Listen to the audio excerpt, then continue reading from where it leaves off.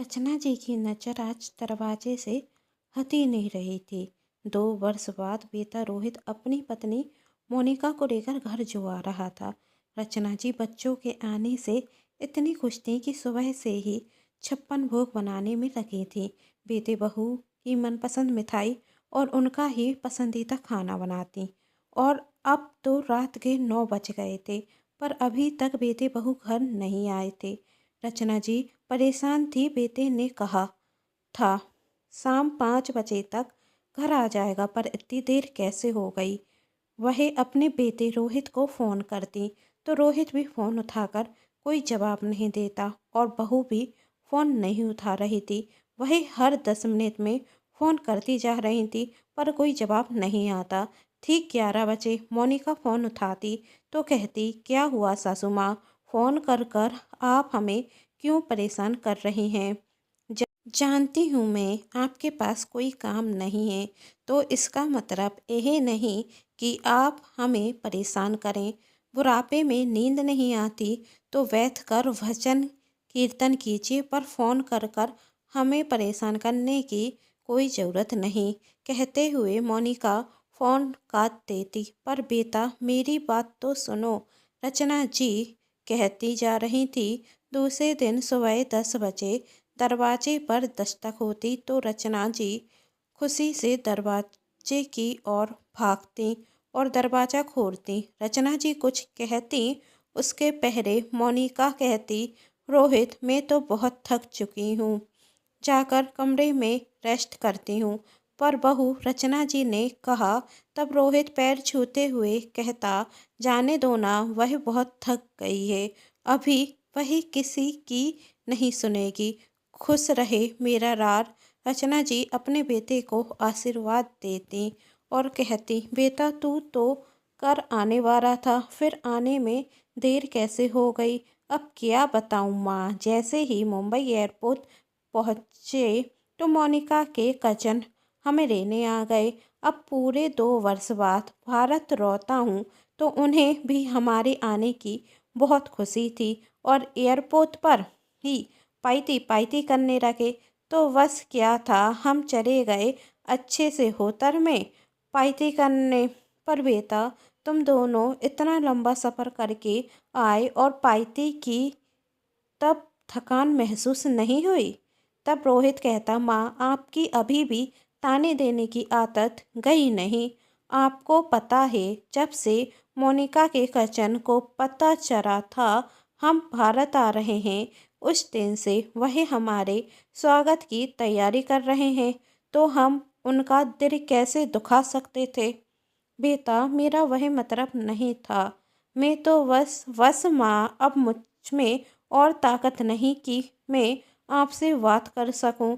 तभी मोनिका की आवाज़ आती, जान क्या नीचे अपनी माँ से बातें करते रहोगे या ऊपर भी आओगे।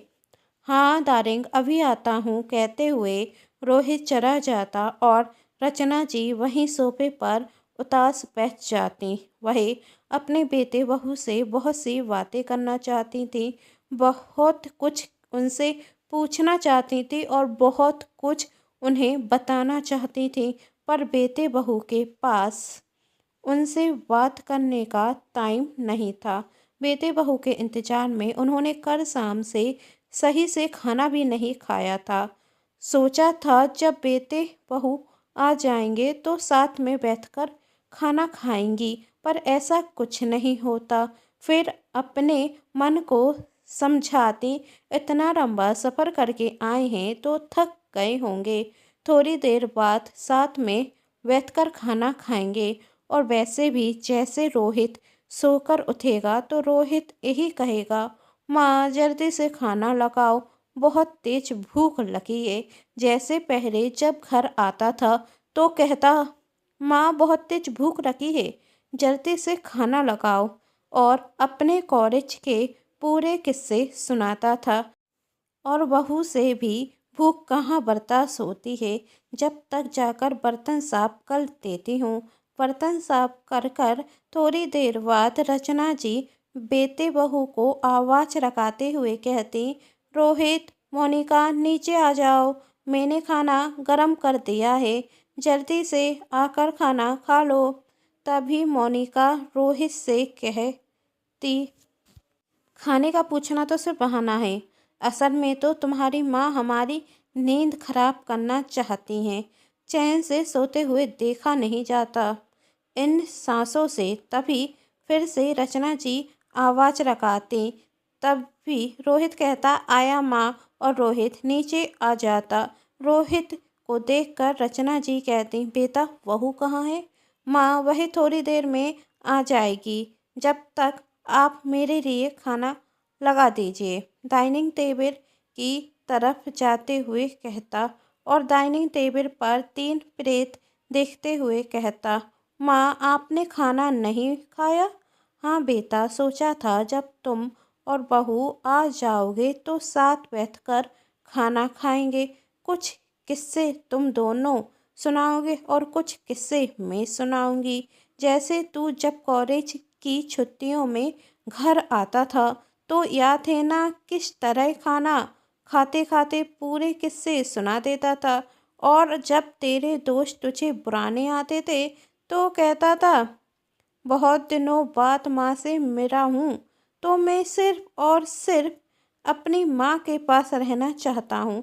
फिर ना जाने यह दिन कब आएंगे।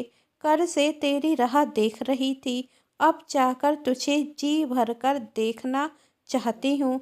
दोनों गारों पर हाथ रखते हुए रचना जी कहती और अपने बेटे बहू के साथ बैठकर खाना खाना चाहती हूँ। अब तो मैं बूढ़ी हो चुकी हूँ, ना जाने यह दिन दोबारा देखने को मिलेंगे भी या नहीं। यह सुन रोहित अपनी माँ के मुंह पर हाथ रखता और उसकी आंखों में आंसू थे। वह खुद को सेल्फिश समझ रहा था। सोच रहा था, जो माँ कर से भूखी प्यासी मेरे आने का इंतजार कर रही है, उसके पास बैठकर मेरे पास बात करने का टाइम नहीं। जिसने मेरे आने की खुशी में 56 भोग बना दिए, उसके इंतजार को मैं समझ ना सका। ना जाने कितना समय लगा होगा इन्हें इतने पकवान और मिठाई बनाने में। इतनी मेहनत करने से कमर का दर्द भी बढ़ गया होगा और पैरों की सूजन भी, पर चेहरे पर सिर्फ मुस्कान है अपने बेटे से मिलने की। कर माँ ने इतने फ़ोन किए पर मैंने एक बार भी फ़ोन अटेंड नहीं किया। उस वक्त ना जाने किन किन ख्यालों से निकली होंगी और हमारे इंतजार में रात कैसे निकारी होगी। रोहित सोच ही रहा था, तभी डोरबेल बजती। डोरबेल की आवाज़ सुन मोनिका जल्द से नीचे आते हुए कहती, सासू माँ आप रुकिए, वो मैंने अपने लिए पिज़्ज़ा ऑर्डर किया था, वही आया होगा। और पिज़्ज़ा लेकर ऊपर जाने रखती। तभी रचना जी कहती, बहू तुम घर पर आकर बाहर का खाना क्यों खाती हो? मैंने तुम्हारे पसंद का खाना बनाया है, चलो हम सब साथ बैठकर खाना खाते हैं। नहीं माँ जी, मुझे आपके हाथ का बोरिंग खाना नहीं खाना है। और रोहित तुम क्या नीचे खड़े हो, चढ़कर तुम भी पिज़्ज़ा खाओ, तुम्हें भी तो बहुत पसंद है। और माँ जी क्या जाने अच्छा खाना बनाकर। रोहित का हाथ पकड़कर मोनिका रोहित को ऊपर ले जाती और फिर से रचना जी उदास बैठ जाती। तभी रोहित आकर कहता, माँ माँ बहुत तेज भूख लगी है, चलो चलकर खाना खाते हैं, वरना मेरे पेट के चूहे बाहर निकल आएंगे। पर बेटा बहू वही हमारे साथ नहीं खाएगी। अरे माँ फालतू की बात कर कर क्यों मुझे भूखा रखना चाहती हो? चलो चलकर खाना खाते हैं। ठीक है, मैं खाना गर्म कर देती हूँ, उसकी कोई ज़रूरत नहीं, आपके हाथ का खाना है, वैसे ही इतना स्वादिष्ट होगा तो गर्म करने की क्या ज़रूरत?